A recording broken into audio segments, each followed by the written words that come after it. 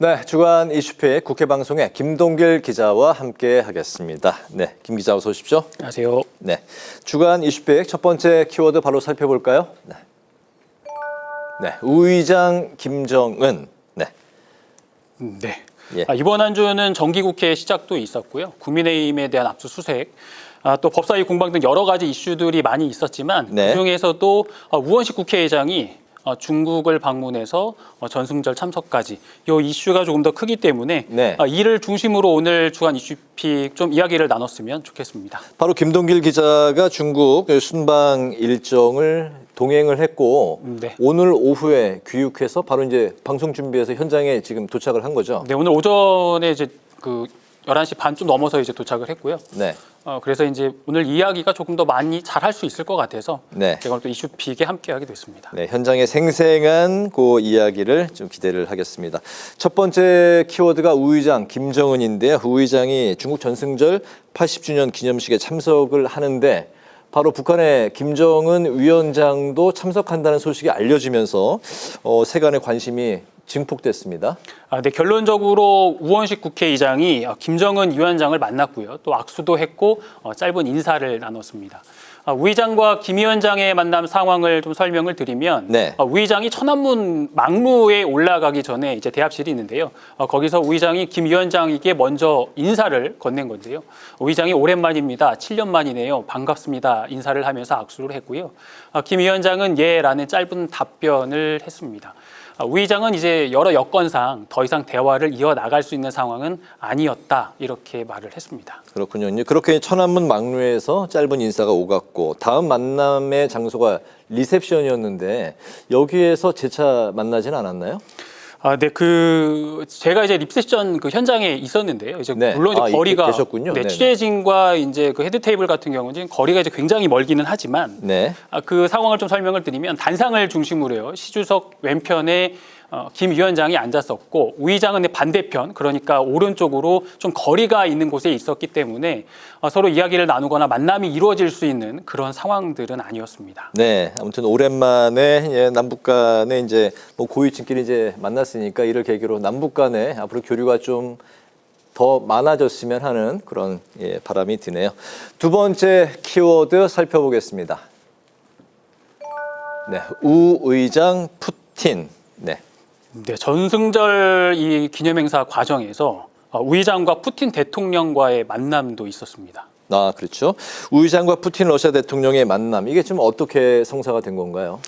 네, 이번 전승절 행사에 김 위원장과의 조우도 있었지만 푸틴 러시아 이 대통령과의 만남은 더 큰 성과였다는 이제 평가가 나오는 부분이 있는데요. 네. 현재 우리나라와 러시아의 관계는 이제 많이 소원해져 있는 관계입니다. 양국 간 의회 또 정상 교류도 이루어지지 않고 있는 상황인데, 근데 우 의장이 식사하는 자리에서 리셉션 당시 식사하는 자리에서 푸틴 대통령 근처로 가서 인사를 하게 되는데요.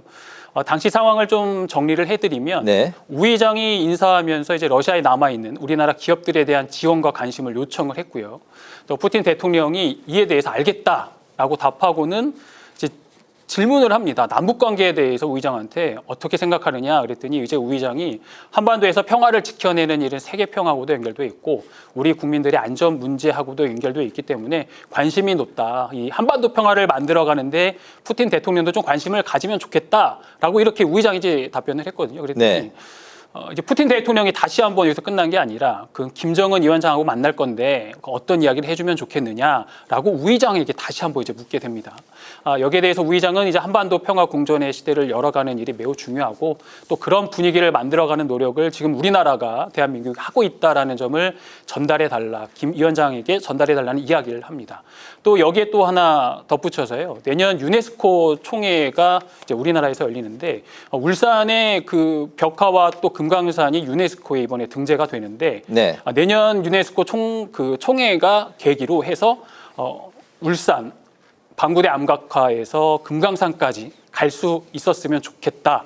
좀 이런 말을 전해달라고 푸틴 대통령에게 이야기를 했는데요. 푸틴 대통령이 여기에 대해서 알았다. 이렇게 대답을 한 상황입니다. 그렇군요. 네. 푸틴 대통령과의 만남은 사전에 정해졌던 게 아니고 우원식 의장이 리셉션 현장에서 푸틴 대통령한테 다가가서 인사를 건넸는데 의외로 좀 대화가 의미 있는 대화들이 이제 많이 오고 갔던 것 같습니다. 짧은 인사가 아니라 한 3, 네. 4분 이상 이제 네. 이야기가 된 내용이었기 때문에 오히려 그래서 더 많은 이야기가 나왔다. 이제 그렇게 볼 수 있습니다. 그래서 이 부분도 이제 커다란 성과로 꼽히고 있다. 네. 그런 말씀이시죠. 세 번째 이슈픽 살펴보겠습니다. 네, 우 의장 전승절. 네, 중국의 정승절은 항일 전쟁을 기념하는 날로 이제 매년 9월 3일에 지키고 있는데요. 네. 올해는 80주년 기념 행사를 좀 성대하게 이제 치러졌습니다. 대규모로. 이제 그런 상황입니다. 네네. 우 의장의 전승절 참석이 사실상 정부 대표로 참석을 하게 되는 거기 때문에 이 가는 게 맞느냐 뭐 이런 이야기들도 좀 있었잖아요. 네, 이에 대해서 이제 우 의장이 이제 출국하기 전에 참석을 하게 된 이유에 대해서 설명을 했는데요.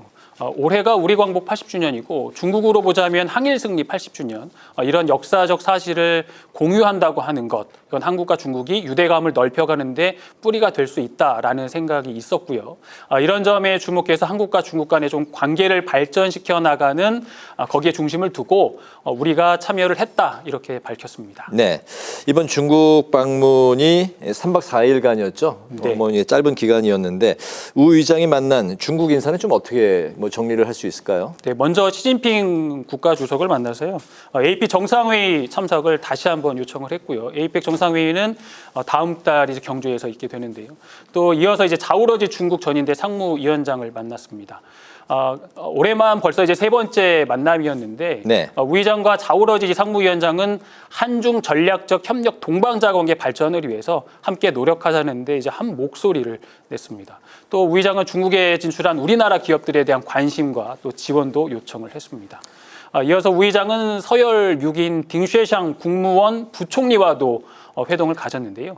특히 회동 이후에 이 만찬은 시진핑 국가주석의 뜻이 없고 또 부총리가 시 주석을 대신해서 준비한 것이라고 이제 우 의장이 밝히기도 했습니다.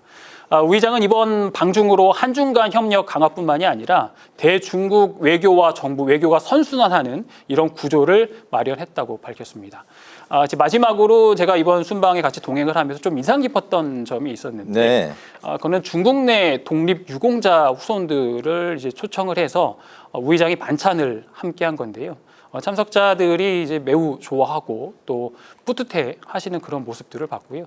또 우 의장이 이제 독립 유공자들을 최고로 예우하고 또 존중과 기억의 보험 문화가 이제 정착될 수 있도록 최선을 다하겠다라고 이제 말하는 대목에서는 저도 이제 꼭 그렇게 됐으면 좋겠다. 그런 기대도 좀 함께 갖게 됐습니다. 네, 3박 4일간은 이제 빠듯한 일정 쉬지 못하고 이제 오늘 도착해서 바로 또 방송 때문에 오셔가지고 네. 지금 현재 다크서클이 심하게 내려왔네요. 네, 그런가요? 더 주말 좋게 보이는 동안. 것 같은데요. 네, 주말 동안 푹 쉬시길 바라겠습니다. 주간 이슈픽 국회 방송의 김동길 기자와 함께했습니다. 말씀 잘 들었습니다.